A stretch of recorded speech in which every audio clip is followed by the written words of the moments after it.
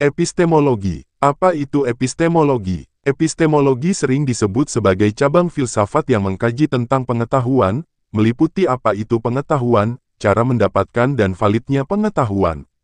Menurut Jujun Sumantri, epistemologi adalah cara berpikir manusia dalam menentukan dan mendapatkan ilmu dengan menggunakan kemampuan indera, intuisi, dan rasio, sementara Anton Baker menyatakan bahwa epistemologi adalah cabang filsafat yang berurusan dengan ruang lingkup serta hakikat pengetahuan. Epistemologi sendiri merupakan istilah yang berasal dari bahasa Yunani. Episteme berarti pengetahuan dan logos ilmu atau studi, di mana epistemologi merupakan cabang filsafat yang mempelajari tentang hakikat, sumber, batas-batas, dan validitas pengetahuan. Secara sederhana, epistemologi adalah teori pengetahuan atau sering disebut dengan ungkapan pengetahuannya pengetahuan. Dengan demikian, epistemologi merupakan kajian filsafat yang fokus pada pengetahuan, seperti menyelidiki sumber pengetahuan, misal, pengalaman indrawi, akal budi, intuisi, wahyu dan lain sebagainya. Kendati terkesan abstrak, epistemologi mendasari bagaimana kita memahami informasi, membuat keputusan, dan berinteraksi dengan dunia di sekitar kita.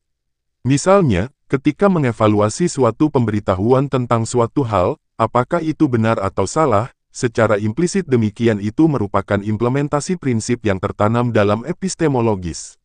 Mengawali epistemologi ini, secara terbatas mari kita mulai dengan melihat bagaimana sejarah kemunculan epistemologi dalam filsafat, sampai kepada aspek yang dikaji dalam epistemologi itu sendiri.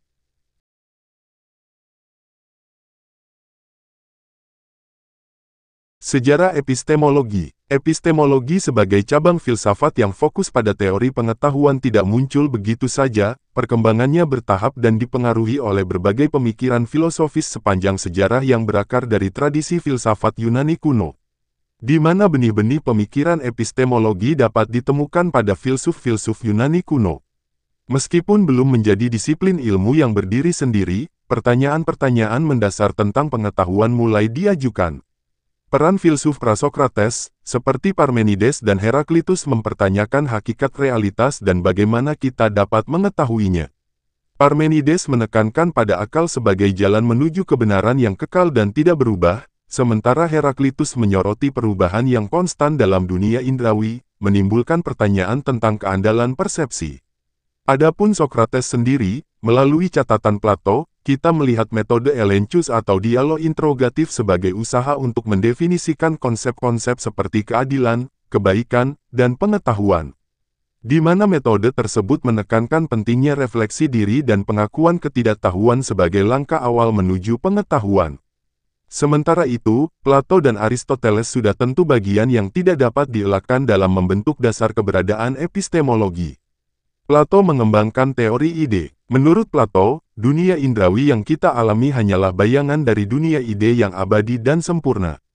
Pengetahuan sejati diperoleh melalui akal budi dengan mengingat kembali atau anamnesis, yaitu ide-ide yang telah ada dalam jiwa sejak lahir. Ini adalah langkah penting dalam membedakan antara pengetahuan indrawi yang bersifat relatif dan pengetahuan rasional yang dianggap lebih superior oleh Plato. Sedangkan Aristoteles lebih menekankan pada pengalaman indrawi sebagai titik awal pengetahuan. Aristoteles mengembangkan logika formal dan metode ilmiah yang sistematis. Baginya, pengetahuan diperoleh melalui observasi, klasifikasi, dan induksi. Meskipun berbeda dengan Plato, Aristoteles juga mengakui peran akal dalam mengolah informasi dari indera. Selanjutnya keberadaan epistemologi pada abad pertengahan yang dipengaruhi oleh sistem skolastis. Pada abad pertengahan, filsafat dipengaruhi kuat oleh teologi Kristen, Islam, dan Yahudi. Pertanyaan tentang pengetahuan seringkali terkait dengan pemahaman tentang Tuhan dan wahyu. Filsuf Kristen seperti Agustinus dan Thomas Aquinas berusaha mengintegrasikan pemikiran Yunani terutama Plato dan Aristoteles dengan ajaran agama. Agustinus menekankan iluminasi ilahi sebagai sumber pengetahuan, sementara Aquinas mengembangkan sintesis antara iman dan akal, dengan mengakui peran keduanya dalam mencapai kebenaran. Adapun filsuf Muslim seperti Al-Kindi, Al-Farabi, dan Ibnu Sina menerjemahkan dan mengembangkan warisan filsafat Yunani, termasuk pemikiran tentang akal dan proses perolehan pengetahuan. Mereka juga memberikan kontribusi signifikan dalam bidang logika dan metodologi ilmiah. Berikutnya epistemologi abad pencerahan. Kejadian Afklarung membawa perubahan signifikan dalam pemikiran filosofis, termasuk epistemologi. Fokus bergeser dari otoritas agama dan tradisi menuju kemampuan akal budi manusia dan observasi empiris. Dengan kata lain, pada abad inilah epistemologi mulai menjadi bagian tersendiri dalam filsafat dengan munculnya beragam aliran dengan basis sumber pengetahuan, yaitu seperti empirisme, rasionalisme, kritisisme dan lain sebagainya. Empirisme Inggris, dengan filsuf seperti John Locke, George Berkeley, David Hume menekankan pengalaman indrawi sebagai satu-satunya atau sumber utama pengetahuan. Locke dengan konsep tabula rasa dan Hume dengan skeptisisme radikalnya terhadap kausalitas memberikan tantangan besar terhadap pandangan rasionalistik. Rasionalisme kontinental dengan filsuf René Descartes, Baruch Spinoza dan Wilhelm Leibniz menekankan peran akal budi sebagai sumber utama pengetahuan yang pasti. Descartes dengan metode keraguan metodisnya dan Cogito berusaha membangun fondasi pengetahuan yang kokoh berdasarkan akal. Kemudian kritisisme Jerman oleh Immanuel Kant menjembatani jurang antara rasionalisme dan empirisme. Kant berpandangan bahwa pengetahuan melibatkan sintesis antara pengalaman indrawi dan kategori-kategori pemahaman bawaan dalam akal. Karyanya, Kritik Akal Budi Murni, dianggap sebagai tonggak penting dalam perkembangan epistemologi modern. Kemudian memasuki abad ke-19 dan ke-20 epistemologi berbentuk diversifikasi dan spesialisasi dengan semakin banyaknya berbagai aliran pemikiran muncul dengan fokus yang berbeda, seperti misalnya idealisme Jerman oleh Hegel yang menekankan peran kesadaran dan ide dalam membentuk realitas dan pengetahuan. Pragmatisme, oleh filsuf Charles Peirce, William James, John Dewey dan lainnya menilai kebenaran suatu keyakinan berdasarkan konsekuensi praktisnya. Kaum positivisme logis berusaha membangun filsafat ilmu yang ketat berdasarkan logika dan verifikasi empiris. Filsafat analitik dengan dominasi filsafat bahasa Inggris fokus pada analisis bahasa dan konsep-konsep epistemologis. Serta aliran postmodernisme dan skeptisisme yang menantang gagasan tentang kebenaran objektif dan kepastian pengetahuan. Melihat bagaimana perjalanan epistemologi tersebut, setidaknya telah memberi gambaran kepada kita bagaimana pengetahuan sebagai objek filsafat terus mengalami perkembangan dan melahirkan beragam aliran, namun kendati telah disebutkan sebelumnya bahwa faktor Afklarung menjadikan keberadaan epistemologi menjadi lebih terfokus, namun hal yang menarik untuk dipertanyakan berikutnya adalah bagaimana dan kapan epistemologi ini menjadi disiplin tersendiri dalam filsafat. Epistemologi sebagai disiplin dalam filsafat. Benar bahwa pemikiran tentang pengetahuan telah ada sejak zaman Yunani kuno. Istilah epistemologi sebagai nama untuk cabang filsafat yang secara khusus mempelajari tentang pengetahuan baru muncul relatif kemudian, akan tetapi sulit untuk dinyatakan kapan tepatnya pertama kali istilah epistemologi merupakan kajian dalam filsafat. Penggunaan awal istilah epistemologi mulai muncul dan mendapatkan popularitas pada abad ke-19. Sebelumnya, para filsuf hanya membahas isu-isu yang kini dikategorikan sebagai epistemologi di bawah rubrik yang lebih umum seperti teori pengetahuan, metafisika, ataupun logika. Pemikiran filsuf Jerman seperti Immanuel Kant, meskipun tidak secara eksplisit menggunakan istilah epistemologi, sejatinya berperan dalam perkembangan epistemologi, di mana Kant dengan analisis tentang batas-batas akal budi dan struktur pengetahuan meletakkan dasar bagi penyelidikan filosofis yang lebih sistematis tentang pengetahuan. Lain sisi, ditemukan bahwa Ferrier lah yang pertama kali yang mempopulerkan istilah epistemologi. James Frederick Ferrier, filsuf Skotlandia, sering dianggap sebagai salah satu tokoh yang mempopulerkan istilah epistemologi dalam karyanya Institutes of Metaphysics tahun 1854. Ferrier menggunakan istilah epistemologi sebagai bagian dari sistem filsafatnya, di mana ia membagi metafisika menjadi ontologi dan epistemologi. Penggunaan istilah ini oleh Ferrier membantu memformalkan dan memisahkan studi tentang pengetahuan sebagai bidang yang berbeda dalam filsafat. Adapun dalam konteks perkembangan ilmu pengetahuan, abad ke-19 adalah keberhasilan metode ilmiah. Hal ini menimbulkan pertanyaan filosofis yang lebih mendalam tentang validitas pengetahuan, batas-batas pengetahuan, dan hubungan antara ilmu pengetahuan dengan jenis pengetahuan lainnya. Konteks ini mendorong para filsuf untuk lebih fokus pada teori pengetahuan secara sistematis, sehingga epistemologi semakin matang dari tahun ke tahun.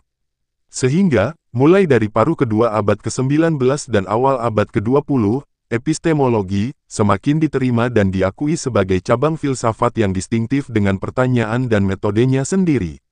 Munculnya buku-buku teks, artikel jurnal, dan kursus-kursus universitas yang secara khusus membahas epistemologi menandai pengukuhannya sebagai disiplin tersendiri dalam filsafat. Aspek epistemologi. Berikutnya mari kita telaah epistemologi lebih dalam dengan mengacu pada aspek yang ada dari epistemologi itu sendiri, atau dengan kata lain persoalan apa saja yang dibahas dalam epistemologi, yaitu apa itu pengetahuan, cara memperoleh, dan validasi pengetahuan.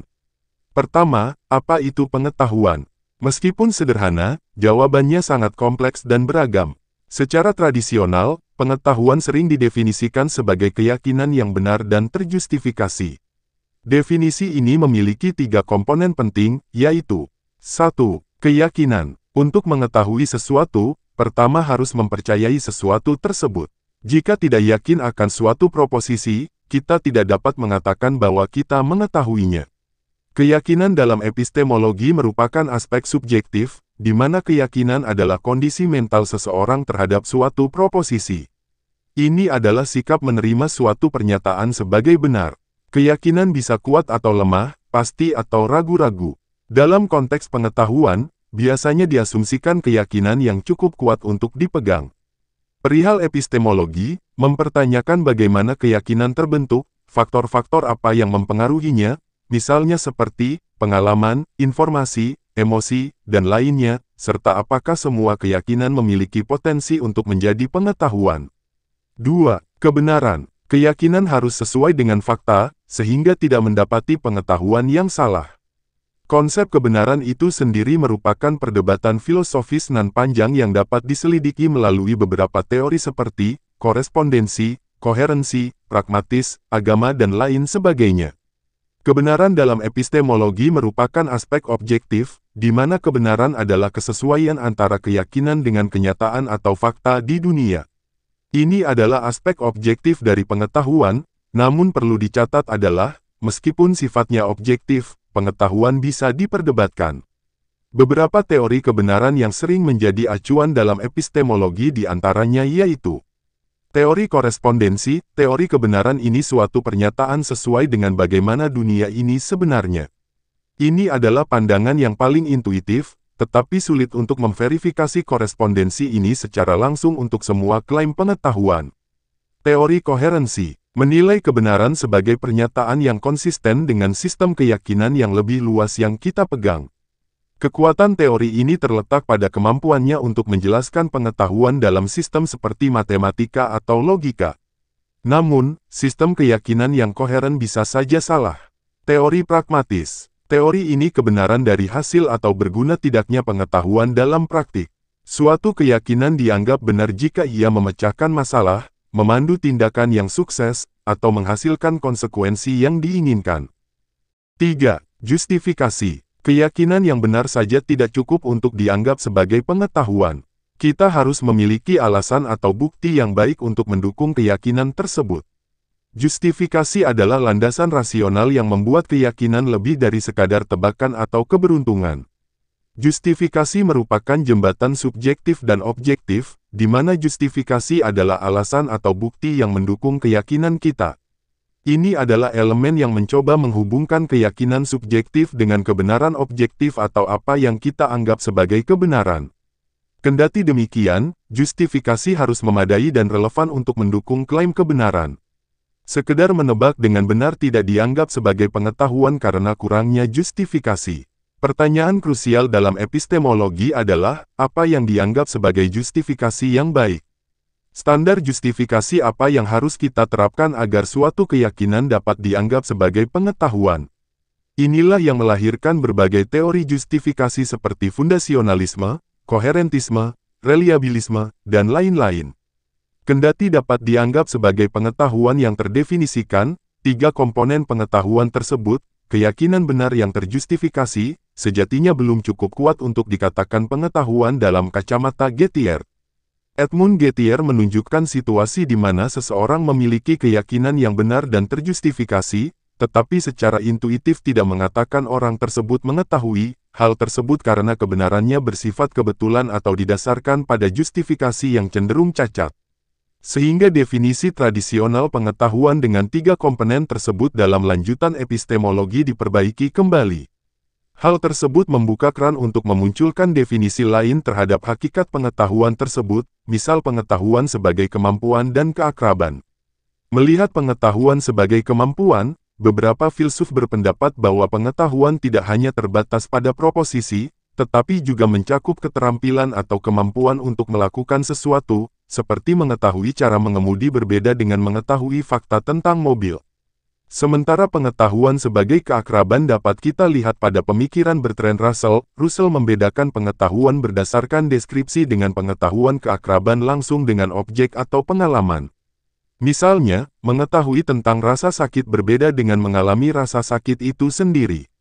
Adanya sanggahan dari Gettier dan tokoh lainnya terkait epistemologi, pada gilirannya muncul berbagai modifikasi atau alternatif terhadap definisi tradisional pengetahuan tersebut, di antaranya yaitu teori kausal. Pengetahuan terjadi ketika ada hubungan kausal yang tepat antara fakta di dunia dan keyakinan seseorang tentang fakta tersebut. Teori fungsional atau teleologis. Pengetahuan terkait dengan fungsi kognitif yang dirancang untuk menghasilkan keyakinan yang benar dan bermanfaat. Teori virtus intelektual. Pengetahuan adalah keyakinan yang benar yang dihasilkan dari latihan kebajikan intelektual, seperti ketelitian, keterbukaan pikiran, dan kejujuran intelektual. Dan masih banyak lagi teori yang bermunculan dalam epistemologi dalam memahami justifikasi pengetahuan tersebut. Kedua, cara memperoleh atau sumber pengetahuan. Selain mempertanyakan apa itu pengetahuan, epistemologi juga menyelidiki sumber dari mana pengetahuan. Beberapa sumber utama yaitu 1. Pengalaman indrawi. Pengetahuan berasal dari indera dikenal dengan aliran empirisme. Aliran ini berpandangan bahwa semua atau sebagian besar pengetahuan kita berasal dari pengalaman melalui panca indera, penglihatan, pendengaran, peraba, penciuman, dan pengecapan. Tokoh-tokoh empirisme klasik seperti John Locke, George Berkeley, dan David Hume menekankan peran penting observasi dan persepsi dalam membentuk pengetahuan kita. 2. Akal budi. Pengetahuan berasal dari akal budi adalah aliran filsafat rasionalisme. Aliran filsafat ini berpandangan bahwa akal adalah sumber utama pengetahuan, dan kita dapat memperoleh pengetahuan melalui intuisi rasional, deduksi logis, dan konsep-konsep bawaan.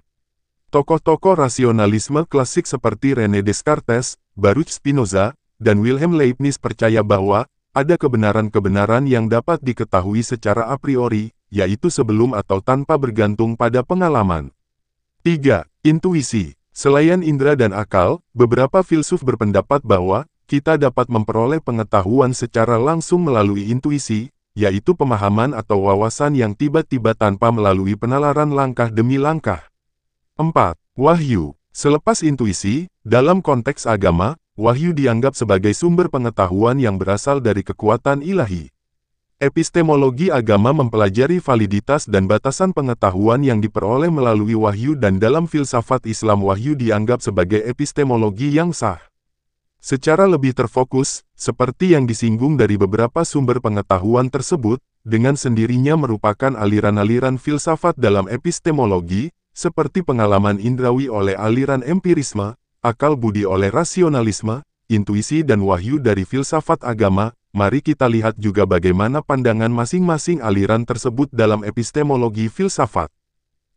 Aliran rasionalisme. Aliran ini berpandangan bahwa pengetahuan didapati melalui akal budi, di mana rasionalisme berpendapat bahwa akal budi adalah sumber utama pengetahuan, dan kita dapat memperoleh pengetahuan yang pasti dan universal melalui intuisi rasional, deduksi logis, dan konsep-konsep bawaan, sehingga dapat kita pahami bahwa aliran ini memberitahu pengetahuan itu bersifat a priori.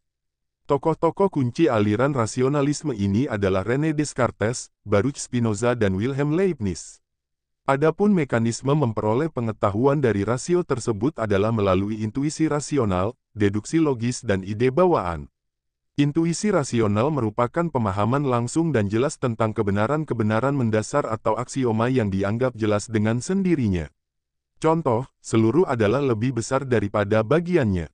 Sedangkan deduksi logis adalah penarikan kesimpulan yang pasti dari premis-premis yang diketahui benar melalui aturan-aturan logika yang valid. Sementara ide bawaan merupakan keyakinan aliran rasionalisme bahwasanya, pikiran kita dilahirkan dengan ide atau prinsip-prinsip tertentu yang tidak berasal dari pengalaman, seperti konsep substansi, kausalitas, atau prinsip-prinsip matematika. Aliran empirisme. Aliran ini berpandangan bahwa, pengetahuan didapati melalui pengalaman indrawi. Empirisme berpendapat bahwa pengalaman indrawi melalui panca indera, penglihatan, pendengaran, peraba, penciuman, dan pengecapan, sebagai satu-satunya atau sumber utama dari semua pengetahuan kita tentang dunia, sehingga dapat kita pahami bahwa, aliran ini memberitahu pengetahuan itu bersifat a posteriori. Tokoh-tokoh dari aliran empiris ini adalah John Locke, Berkeley dan David Hume. Adapun mekanisme memperoleh pengetahuan dari indera tersebut adalah melalui sensasi, refleksi dan asosiasi ide. Sensasi merupakan impresi atau data mentah yang diterima oleh indera kita dari dunia luar. Kemudian refleksi, menurut John Locke, selain sensasi dari dunia eksternal, pengetahuan juga refleksi sebagai sumber ide, yaitu pengamatan internal terhadap operasi pikiran kita sendiri, misalnya, berpikir, merasakan, berkehendak. Namun, patut dicatat adalah refleksi tetap bergantung pada pengalaman sebelumnya. Adapun asosiasi ide dikemukakan oleh David Hume. Menurut Hume, ide-ide sederhana yang berasal dari pengalaman indrawi diasosiasikan untuk membentuk ide-ide yang lebih kompleks melalui prinsip-prinsip seperti kemiripan, kedekatan dan sebab akibat. Aliran kritisisme. Aliran kritisisme merupakan kombinasi empirisme dan rasionalisme, disebut juga dengan sintesis Kantian, di mana Immanuel Kant berusaha menjembatani jurang antara empirisme dan rasionalisme. Ia berpendapat bahwa pengetahuan melibatkan sintesis antara pengalaman indrawi dan struktur kognitif bawaan dalam akal budi. Adapun mekanisme memperoleh pengetahuan tersebut, menurut Kant adalah di mana pengalaman indrawi menyediakan materi yang memberikan data mentah melalui indera.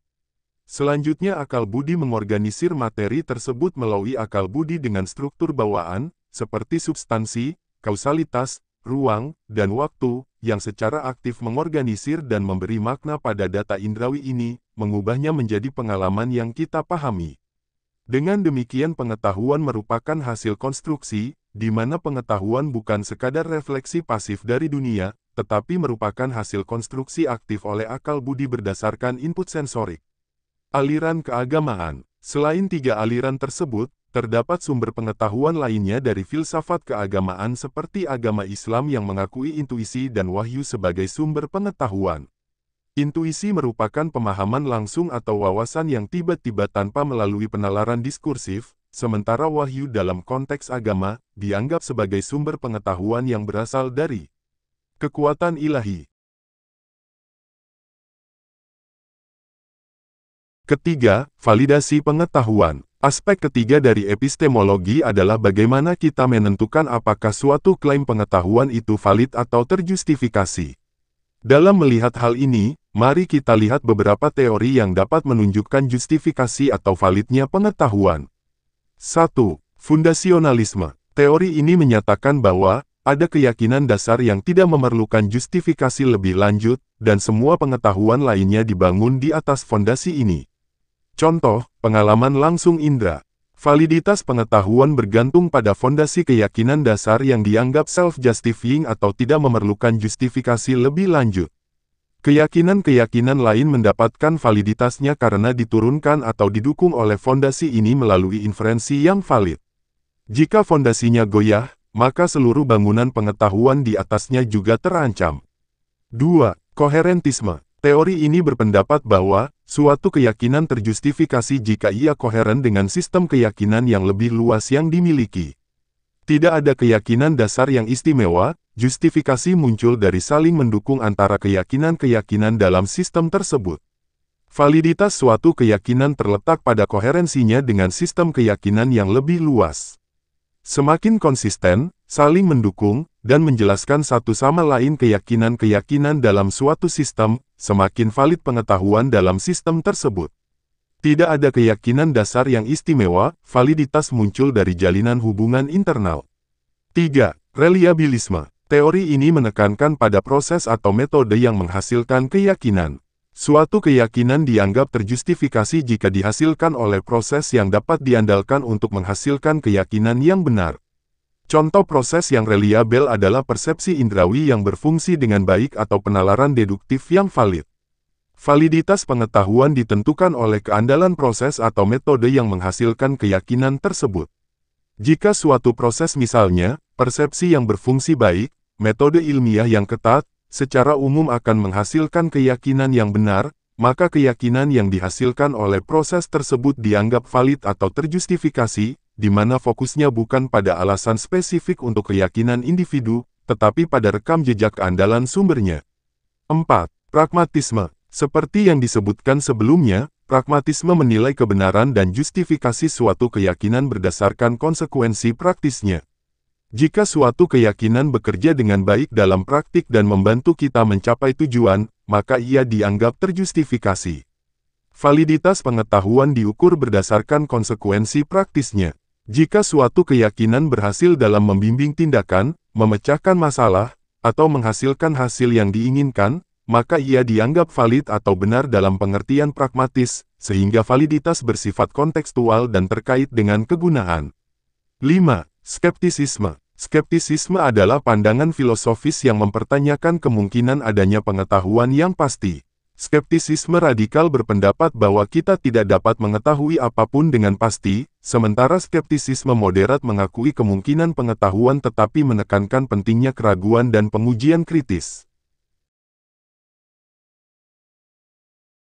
Epistemologi Islam dan Barat. Setelah kita melihat bagaimana tentang epistemologi, selanjutnya sebagai bagian akhir mari kita lihat juga bagaimana epistemologi dalam dunia Barat dan Islam.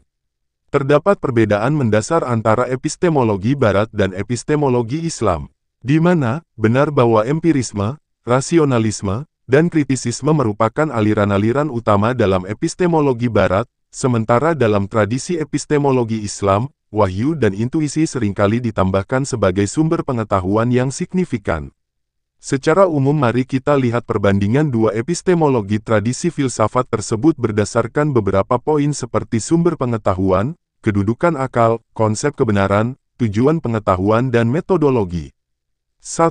Sumber utama pengetahuan. Secara historis epistemologi Barat cenderung menekankan pada akal dan pengalaman indrawi sebagai sumber-sumber utama pengetahuan yang valid. Meskipun intuisi diakui dalam beberapa pemikiran Barat seperti Henry Bergson, namun tidak menduduki posisi sentral sebagai sumber pengetahuan yang fundamental dan setara dengan akal dan indera. Agama dan wahyu seringkali dipisahkan dari ranah epistemologi filosofis, bahkan dianggap sebagai masalah keyakinan atau teologi, bukan sebagai sumber pengetahuan yang dapat diuji dan divalidasi secara filosofis. Sementara, epistemologi Islam memiliki pandangan yang lebih komprehensif tentang sumber pengetahuan. Selain mengakui validitas akal dan pengalaman indrawi, epistemologi Islam secara fundamental mengakui wahyu sebagai sumber pengetahuan tertinggi dan paling otentik.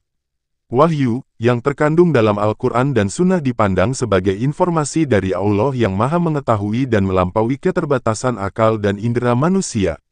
Selain itu, epistemologi Islam juga mengakui intuisi sebagai salah satu cara memperoleh pengetahuan, terutama dalam konteks pengalaman spiritual dan pembersihan jiwa. Namun, intuisi dalam epistemologi Islam seringkali dipahami sebagai pencerahan atau ilham yang diberikan oleh Allah kepada hambanya yang saleh, dan validitasnya seringkali diuji melalui kesesuaiannya dengan wahyu dan akal yang sehat. 2. Kedudukan akal. Epistemologi Barat seringkali memandang akal sebagai alat utama untuk memperoleh, mengolah, dan menvalidasi pengetahuan. Dalam rasionalisme, akal bahkan dianggap sebagai sumber pengetahuan a priori. Meskipun empirisme menekankan pengalaman, akal tetap berperan dalam mengorganisir dan menarik kesimpulan dari data empiris. Sementara dalam epistemologi Islam akal memiliki kedudukan yang sangat penting. Al-Quran sendiri banyak menyeru manusia untuk berpikir, merenung, dan menggunakan akal. Namun, akal dalam Islam dipahami memiliki keterbatasan dan tidak mampu menjangkau segala sesuatu, terutama hal-hal yang bersifat gaib. Oleh karena itu, akal harus berjalan selaras dengan wahyu dan tidak boleh bertentangan dengannya. Wahyu memberikan kerangka dasar dan prinsip-prinsip yang membimbing akal. 3. Konsep kebenaran. Epistemologi Barat terkait konsep kebenaran sangat beragam, dengan teori-teori seperti korespondensi, koherensi, dan pragmatisme menjadi yang paling dominan. Kebenaran seringkali dicari melalui kesesuaian dengan fakta empiris atau konsistensi logis dalam sistem pemikiran. Sementara epistemologi Islam tentang konsep kebenaran berpusat pada kebenaran mutlak yang bersumber dari Allah. Wahyu adalah standar kebenaran tertinggi. Akal dan pengalaman indrawi dapat mengarah pada kebenaran selama tidak bertentangan dengan wahyu.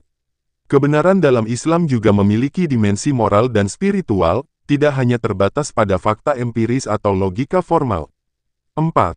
Tujuan pengetahuan. Epistemologi Barat menganggap tujuan pengetahuan berkaitan dengan pemahaman tentang alam semesta, pengembangan ilmu pengetahuan dan teknologi, serta peningkatan kualitas hidup manusia secara material. Meskipun etika dan nilai terkadang dipertimbangkan, mereka seringkali dipisahkan dari epistemologi itu sendiri. Sementara epistemologi Islam berpandangan bahwa tujuan utama pengetahuan tidak hanya terbatas pada pemahaman duniawi, tetapi juga mencakup pemahaman tentang Allah, tujuan hidup, serta jalan menuju kebahagiaan di dunia dan akhirat. Pengetahuan memiliki dimensi spiritual dan moral yang intrinsik. Ilmu yang bermanfaat adalah ilmu yang mendekatkan diri kepada Allah dan membawa kebaikan bagi manusia. 5. Metodologi. Metodologi dalam epistemologi Barat sangat beragam, tergantung pada aliran pemikirannya. Empirisme menekankan observasi dan eksperimen, rasionalisme menekankan deduksi logis, sementara kritisisme mencoba menggabungkan keduanya dengan analisis terhadap kemampuan kognitif manusia. Sementara metodologi dalam epistemologi Islam juga beragam, mencakup penggunaan akal, interpretasi teks wahyu, konsensus ulama, analogi, serta observasi dan eksperimen dalam pengembangan ilmu-ilmu duniawi. Namun, semua metodologi ini harus berada dalam kerangka prinsip-prinsip yang ditetapkan oleh wahyu. Singkatnya, perbedaan mendasar antara epistemologi Barat dan Islam terletak pada pengakuan dan kedudukan wahyu sebagai sumber pengetahuan yang utama dalam epistemologi Islam. Sementara epistemologi Barat cenderung membatasi sumber pengetahuan pada akal dan pengalaman indrawi, epistemologi Islam memiliki pandangan yang lebih holistik dan teosentris, yang mengintegrasikan wahyu sebagai fondasi utama dalam mencari kebenaran dan memperoleh pengetahuan. Penting untuk dicatat bahwa dalam sejarah pemikiran Islam, juga terdapat berbagai perdebatan dan aliran yang berbeda dalam memahami peran akal, wahyu, dan sumber-sumber pengetahuan lainnya. Namun, pengakuan terhadap wahyu sebagai sumber pengetahuan yang otoritatif adalah ciri khas yang membedakan epistemologi Islam secara umum dari kecenderungan utama dalam epistemologi Barat. Selesai sudah muatan kita kali ini, apakah teman-teman menyukai filsafat? Akhir kata, semoga bermanfaat dan terima kasih.